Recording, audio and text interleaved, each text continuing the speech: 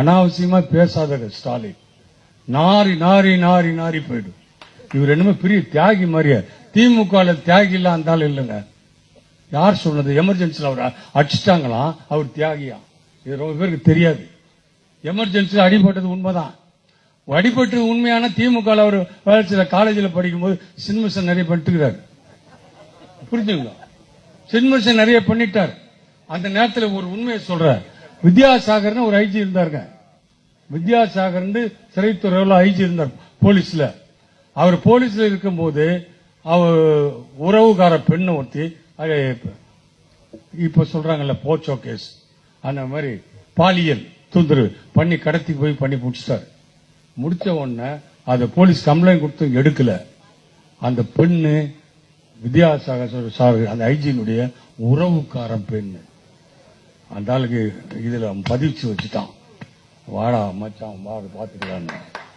அதுக்கப்புறம் பச்சை பாஸ் டெஸ்ட்ல அவங்க அப்பா எலெக்ஷன் நின்னார், ஐஏஎஸ் ஆபீசர். அவரை பச்சை பாஸ் ஓகி 2 அரைஞ்சு வெளியே அமிச்சு திமுக அப்போ ஜெயிச்சது. பச்சை பாஸ் அதையும் அவங்க அப்பா சர்வீஸ்ல இருந்து ரிட்டையர் ஆன. இந்த ரெண்டுத்தையும் காஞ்சி வச்சான்பா. அந்த நேரம் பார்த்து இவங்க கவர்மெண்ட் டிஸ்மிஸ் ஆச்சு, எமர்ஜென்சி வந்துச்சு. வாடா ராஜாவா கண்ணாவா அப்படின்னு சொல்லிட்டு எல்லாரும் அரெஸ்ட் பண்ணுவான். எல்லாரும் அரெஸ்ட் தானே பண்ணுவான். நம்ம இதுல கூட நம்ம கவர்மெண்ட் கழிச்ச உடனே நைட்டை வந்து பிடிக்கலையா? அந்த மாதிரி இவனை குடிச்சிட்டு போனான். இவனை குடிச்சிட்டு போது தியாகமாக இல்ல, முகாம் அவனு சொல்லிட்டு மொக்கு மொக்குன்னு ஏத்தந்து வாசம் தான்.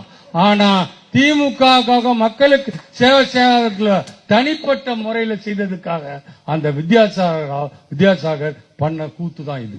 இதுதான் உண்மை. திமுக காரன் வேணா கேட்டு தெரிஞ்சுக்க. நான் சொல்றேன், இதுதான் உண்மை. புக்கு புக்குன்னு எங்க மவுண்ட் ரோட்ல கஜேந்திர விலாசன் ஒரு ஹோட்டல் இருக்கும், கோபாலபுரத்துல வீடு. ஏசி அனுப்பிச்சுட்டு 555 சிகரெட் வாங்கிட்டு வாடான்னு அனுப்புவான். அவன் பையன் கருணாநிதி பையன், சரக்கு வாங்கிட்டு வாடா அப்பெல்லாம் இருக்குது. அவன் இதெல்லாம் பண்ணானா போலீஸ் ஆபீசர அவன் நேரம் பார்த்தான் கவ்வாரு. அந்த மாதிரி நேரம் பார்த்து கண்ணதான். அவர் ரொம்ப பெரிய தியாகி நினைச்சிட்டு இருக்காரு. இன்னும் பாடி கீடி வச்சிருந்தா எவ்வளவு நான் பேசுவான்னு தெரியல. ஆக